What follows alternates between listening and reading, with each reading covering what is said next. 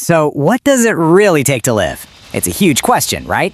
Today, we're going to dive into a story about a choice that, honestly, we all face. The safety of just staying the same versus the painful, messy process of becoming something more. This is the story of the seed that refused to die. And this quote, this is the heart of the whole thing.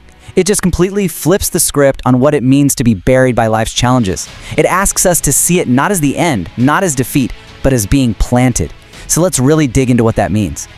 All right, so picture this. You're buried. It's dark, it's damp, and you look around and see everyone else in the exact same spot.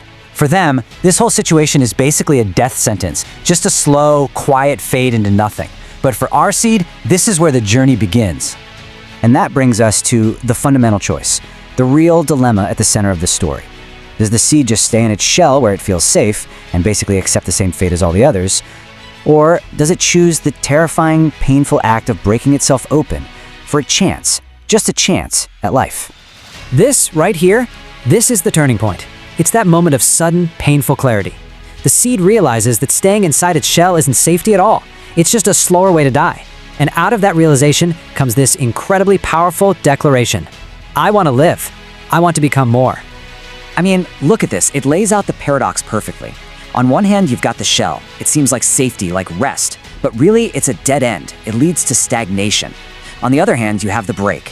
Yeah, it's pain, it's struggle, but it's also the only path to growth, the only way to a new beginning. The greatest resistance is what leads to life itself. So, how does this actually happen? Well, the story breaks it down for us. It all starts with that conscious decision, that commitment. Then comes the real work, the struggle, gathering every bit of strength to push against its own limits. And step 3, the breakthrough. It's described as unbearable pain. But that's the crucial moment, because right after that comes step 4, rebirth. A tiny green sprout finally pushes through the ground. And this is such a profound shift. Think about it. The world outside hasn't changed. The rain is still rain. The earth is still earth. The only thing that's changed is the seed. And now the very things that once threatened to drown and crush it have become the sources of its strength. And you can see that change in perspective right here.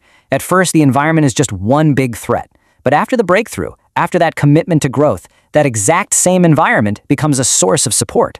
It's a powerful lesson, you know. It shows how our own internal state can decide whether the world outside builds us up or breaks us down. But of course, the journey isn't over. It never is it? Growth is never a one-and-done thing. The sprout becomes a plant, getting taller and stronger, but then it hits a new ceiling. It can't grow anymore. So, once again, it's facing a choice. Do I accept this new limit, or do I push for something even more? And listen to how the plant's thinking has evolved. It's not just about surviving anymore. The goal is so much bigger now, way more profound. It doesn't just want to live, it wants to become eternal, to create a legacy that lasts far beyond its own physical life. So let's just map out this incredible journey. It starts as a seed, where the goal is just pure survival.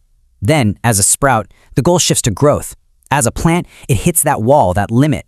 And finally, as a flower, it makes a new choice, the choice for purpose, to create beauty and give something back to the world.